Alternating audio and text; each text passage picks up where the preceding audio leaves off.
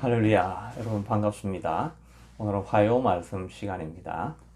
오늘은 열왕기상 10장에 나와 있는 말씀입니다.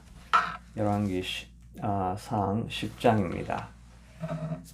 본문의 말씀을 통해서 부자 되는 방법이란 제목으로 은혜를 나누기를 원합니다. 이 땅에 살아가는 모든 사람들이 부자 되기를 누구나 다 원하지요. 성경에서는 구원에 대한 이야기는 정확한 건 아니지만 200 몇 번인가 이렇게 나와 있는 반면에 성경에서 돈에 대한 언급은 2000번 이상 이렇게 나오고 있다고 이렇게 하지요. 그러니까 성경도 이 물질과 돈에 대해서 얼마나 중요하게 생각하고 있는가, 또 이 물질에 대한 원리를 얼마나 가르치고 싶어 하시는가 하는 것을 우리가 알 수가 있죠. 우리가 아침에 일어나서 저녁 늦게까지 사회활동을 하고 그 모든 것의 사실 근간은 그 물질을 획득하기 위해서 우리가 살아가고 있는 것이지요. 물론 문화적인 활동도 있고 정신적인 활동도 있지만 그 모든 것의 근간을 이루고 있는 것은 경제적인 활동이라고 할 수가 있겠죠. 그래서 성경에서 우리의 영혼의 문제 이런 것보다 더 많은 언급을 물질에 대해서 하고 있는 것을 보게 됩니다. 오늘 본문에서는 이 다른 내용은 없고 그냥 솔로몬이 얼마나 부자였는가, 또 어떻게 부자가 되었는가, 그걸 지금 설명하고 있는 내용밖에 없습니다. 먼저 보면 그에게는 수많은 사람들이 그에게 물질을 그냥 가지고 왔다고 했습니다. 옛날에 고대 사회에서 부자가 되고 또 강한 나라가 되는 방법은 국력을 많이 키워가지고 다른 나라 땅을 정복하고 그리고 제국을 만들면 그러면 나라가 부강해지는 것이죠. 그런데 전쟁을 하게 되면 수많은 사람을 죽이게 되는 그런 피 흘리는 어려움이 있지요. 근데 하나님께서는 솔로몬이 부유하게 하고 나라가 부강하게 하는 것은 다른 방법이 아니라 그냥 평화롭게 있는데 사람들이 그에게 수많은 재물을 가져와서 그가 부자가 되는 것을 볼 수가 있습니다. 우리가 잘 아는 시바의 여왕, 지금의 에디오피아 여왕이라고 하죠. 여왕이 솔로몬의 지혜를 보고 또 배우기 위해서 올때 10절에 보면 그가 금 120 달란트, 달란트는 120 달란트 하면 지금 돈으로 무게로 하면 한 25톤 정도입니다. 25kg가 아니라 25톤의 금을 가져왔고 향품과 보석을 많이 가져와서 왕에게 드렸으니 이렇게 말하고 있습니다. 시바 여왕은 25톤의 금을 가지고 왔다고 이렇게 말하고 있습니다. 그리고 나서 또 15절에 보면 그 외 상인들과 무역하는 객상과 아라비아의 모든 왕들과 나라의 고관들에게서도 가져왔는데 각 나라 아라비아에 있는 왕들도 자기에 있는 재물을 다 종으로 바쳤다는 것을 알 수가 있습니다. 이 각 나라 왕이 와서 솔로몬에게 드린 것뿐만 아니라 25절에 보면 온 세상 사람들이 솔로몬의 지혜를 듣기 위해서 각 예물을 가지고 왔으니 곧 은그릇, 금그릇과 의복과 갑옷과 향품과 말과 노새와 해마다 그리하였더라. 온 세상에 있는 사람들이 다 이스라엘로 예루살렘으로 찾아와서 솔로몬에게 재물을 자꾸 갖다 바치는 것입니다. 수고하지 않아도 사람들이 물질을 가져오는 일들이 일어났습니다. 그뿐만 아니라 솔로몬은 또 세금으로 얻어들이는 소득이 있었는데 14절에 보면 세금의 무게가 금 6달란트, 아까 120달란트가 한 25kg 정도 된다고 했으니까 25톤 정도 된다고 했으니까 한 80톤이나 되는 금이 매년 세금으로 거두어 들일 수 있다라고 이야기합니다. 그뿐만 아니라 솔로몬은 이게 장사를 했습니다. 왕이 장사를 하고 무역을 했다 이런 이야기는 다른 데서는 거의 잘 찾아볼 수가 없지요. 이방 나라도 그냥 전쟁에서 이기는 것 이런 것이고 또 뭐 정치를 잘했다 이런 이야기는 있지만 장사를 잘하는 왕이었다 이런 말은 성경에 그런 왕은 어디에도 성경에서는 기록되어 있는 것을 우리가 볼 수가 없습니다. 열왕기에 다른 많은 왕들이 뭐 나라를 통치할 때 하나님을 잘 따랐다 이런 이야기는 있지만 왕들이 무역을 하고 장사를 잘해서 돈을 많이 벌었다 이런 말은 이 솔로몬에게만 기록이 되어져 있습니다. 15절에 보면 그 외에 또 상인들과 무역하는 객상들과 이렇게 상인들하고 무역하는 사람들이 많은 재물을 가져왔다고 했습니다. 또 22절에 보면 왕이 바다에 다시스 배들을 두어 히람의 배와 함께 있게 하고 그 다시스 배로 3년에 한 번씩 금, 은, 상아, 원숭이와 공작을 실어왔다. 지중해로 막 나가가지고 거기에서 장사를 해가지고 상아와 원숭이와 공작을 실어. 원숭이도 많이 가져왔고 공작도 이렇게 많이 가져왔다는 것을 볼 수가 있습니다. 그러니까 솔로몬은 이런 무역의 재능이 있었다. 장사를 잘했다. 이런 그런 독특한 특성을 이렇게 보여주는 것을 볼 수가 있습니다. 그리고 나서 다른 부분은 이 많은 것들로 솔로몬이 무엇을 했느냐라고 할 때 그가 방패를 만들었는데 그 방패를 그리고 또 무역한 내용이 25절에도 또 하나 9절에도 나오죠. 애굽에서 병거들을 많이 가져왔는데 한 대에 은 600세겔인데 그것을 헷 사람의 모든 왕들과 아람 왕들에게 그것을 대팔기도 하였다. 그러니까 공수를 해가지고 산물건을 사와가지고 그 무기를 다른데 군수 산업을 벌여가지고 아람과 헷 왕에게 장사를 해서 잘 남기게 되었다는 이런 내용이죠. 그러니까 장사가 아주 수완이 뛰어났다는 것을 볼 수가 있고 그걸 가지고 이제 금으로는 금방패를 이렇게 만들었습니다. 전쟁하는데 금방패가 무슨 소용이 있겠습니까? 강하고 튼튼한 게 그게 좋은 무기지 금으로 번쩍번쩍 한다고 해서 뭐 전쟁에 이기는 것도 아니죠. 그런데 하여튼 쓸 데가 어떤 데 있는지는 모르지만 그냥 방패를 금으로 입혔다라고 이렇게 이야기를 하고 있고 또 그 모든 수입해온 그런 물질을 가지고 자기의 왕자 그 왕이 앉는 그 보좌가 있지 않습니까?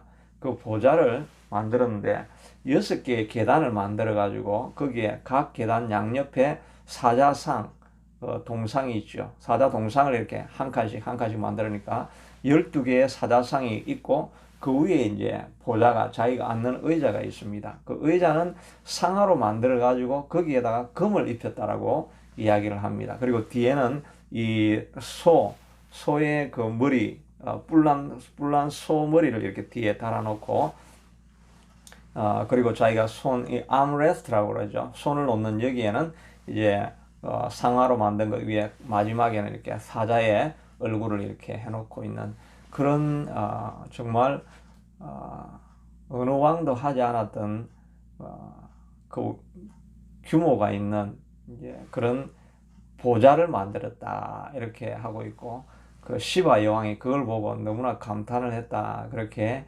이야기를 하고 있습니다. 그것이 뭐 옳고 그른가를 떠나서 여기서는 하여튼 어떻게 솔로몬이 부유하게 되어졌고 그걸 누리게 되었는가 하는 이런 것을 말씀해 주고 있는데 우리가 배울 수 있는 것은 이 솔로몬이 어떻게 이런 부요를 누릴 수 있었는가 어떻게 이것이 가능했는가 하는 것을 우리는 생각해 보려고 하는 것이지요. 초반에 전반에서 말씀했던 것처럼 이 부요한 것을 그리스도인은 금수해야 된다 이렇게만 우리가 생각할 수는 없는 거죠. 막스 웨버가 적은 책 중에 자본주의와 프로테스탄티즘과 캐피털리즘이란 여기에 보면 이 캐피털리즘 자본주의가 처음 시작된 것은 바로 이 프로테스탄티즘 이 개신교에서 시작이 되었다고 말하고 있습니다. 개신교에서는 옛날에는 그냥 먹고 있는 것만으로 족하려고 생각했는데 근검하고 전략하고 또 개척하고 개간해서 모으다 보니까 잉여 자금이 남게 되어지고 그걸 통해 가지고 자본주의가 시작이 되었다, 이렇게 막스 웨버가 분석을 하고 있죠. 그러니까 그리스도인은 이런 부자 되는 것을 두려워하는 것이 아니라 재물이 우리를 망하게 하는 것, 이런 것에는 주의를 해야 되죠. 돈이 일만하게 뿌리라, 이렇게 성경 구절은 되어 있지 않습니다.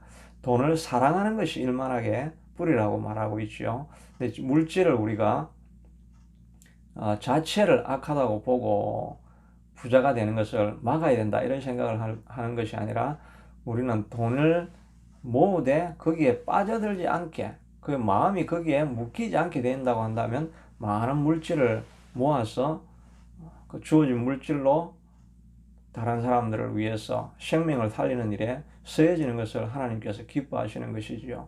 아니면 오히려 많은 불신자가 많은 재물을 얻게 되어지면 그 많은 불신자들이 얻은 재물을 가지고 미디어를 활용해 가지고 계속 세속적인 그런 방송에만 모든 걸 투자해 버리면 수많은 사람들이 무신론자가 되는 거죠. 반면에 기독교인이 많은 물질이 있어서 미디어를 장악하게 되어지고, 그래서 복음의 선한 영향력을 우리가 펼칠 수 있다고 한다면 세계를 아름답게 만들 수 있고 더 많은 구원 얻는 백성들을 만들어낼 수 있게 되는 것이죠. 그러니까 물질 자체가 악한 것이 아니라 물질이 있을 때 우리가 물질에 사랑해서 하나님 쫓는 것을 잊어버리는, 이걸 우리가 두려워해야 할 것이지, 물질 자체를 우리가 경시하는 일은 기독교적인 그런 가치관이 아니죠.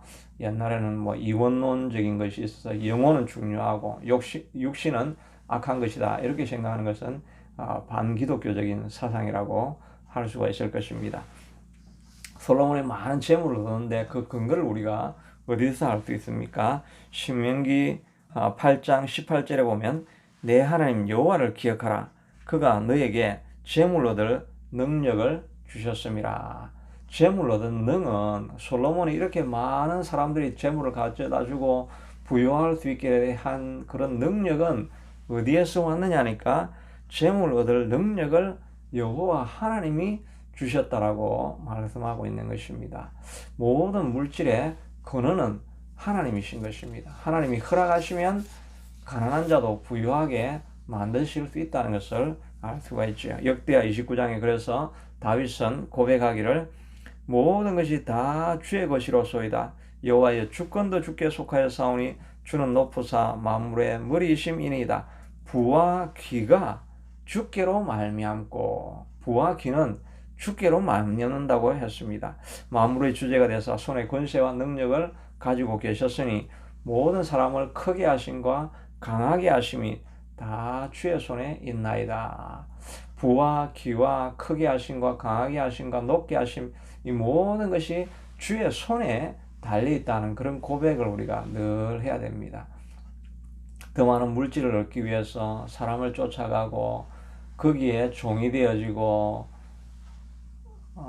또 세상에 굴종적이 되어지고, 그렇다고 해서 물질이 들어오는 것이 아니라 하나님이 허락하셔야, 근본적으로는 우리도 노력을 해야 하지만 근본적으로는 재물 얻은 능이나 부와 귀를 다 주께서 허락하셔야 우리의 것이 될 수 있다는 것을 알 수가 있습니다. 그러니까 우리가 부하기 위해서는 하나님을 잘 섬기는 것이 필요하게 되겠지요. 이 솔로몬이 이런 부를 얻을 수 있는 능력을 어떻게 얻었습니까? 우리가 알고 있는 것처럼, 앞에서 본 것처럼 솔로몬은 왕이 되고 난 이후에 하나님 앞에 1000번제를 드리게 됩니다. 한 번에, 혹은 뭐 오랜 기간이 걸렸다고도 해석할 수도 있겠지만 1000번제, 제사를 드리는데 소와 양과 염소를 1000마리를 잡아서 하나님 앞에 예배를 드렸다는 것입니다. 그러니까 예배 드릴 때 자기에 있는 모든 것을 다 드려서 예배하는 모습을 볼 수가 있지요. 물질적으로 이렇게 많은 헌금을 했다고도 할 수 있지만 온 마음과 정성을 다해서 하나님 앞에 예배를 드리죠. 이 1000번제를 드리고 예배할 때 하나님께서 그에게 나타나셔서 무엇을 원하느냐, 지혜를 원한다고 하니까 너가 지혜를 너 자신을 위해서 부와 기와 또 장수하는 것을 원치 아니하고 지혜를 구하였으니 이 모든 것을 내가 허락하겠다. 하나님께서 온전한 예배를 드리는 자를 향해서 허락하시겠다라고 말씀하시니까 그가 불을 얻을 능력을 얻었던 것을 알 수가 있지요.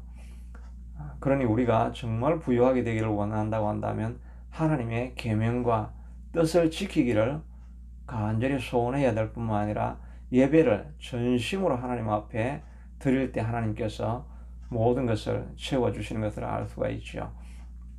몽골에서 선교하셨던 분의 이야기가 있죠. 예배는 온 마음과 힘을 들여서 희생하면서 드려야 된다라고 하니까 예배 시간이 되었는데 한 소년이 늦게 들어옵니다. 땀을 뻘뻘 흘리면서 들어와서 왜 이렇게 늦었느냐고 하니까 자기가 소를 잃어버렸는데 예배 시간이 되어서 소를 포기하고 예배를 드리러 왔다. 정말 예배를 위해서 다른 것을 다 포기를 한 것이죠.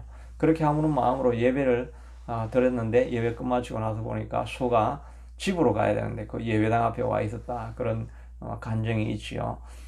예배는 이렇게 물질을 포기하고 우리가 드려야 될 것을 진심으로 드리고 모든 것을 향해서 모든 것을 예배에 투자하고 드리기 시작할 때 그때 하나님께서 다른 것으로 다 우리에게 필요한 것을 공급해 주시는 것을 알 수가 있습니다. 우리는 너무나 바쁘다고 생각해서 자기가 스스로 물질을 벌고 돈을 벌기 위해서 예배를 포기하죠. 그러면 물질이 들어올 것 같은데 실상은 물질을 포기하고 예배에 온 마음을 기울이게 될 때 하나님께서 우리를 축복해 주시는 것을 볼 수가 있는 것입니다. 솔로몬은 예배하다가 이렇게 부자가 되었다는 것을 알 수가 있습니다. 또 하나님 앞에 우리가 드려야 될 것을 잘 드리는 것을 볼 수가 있죠.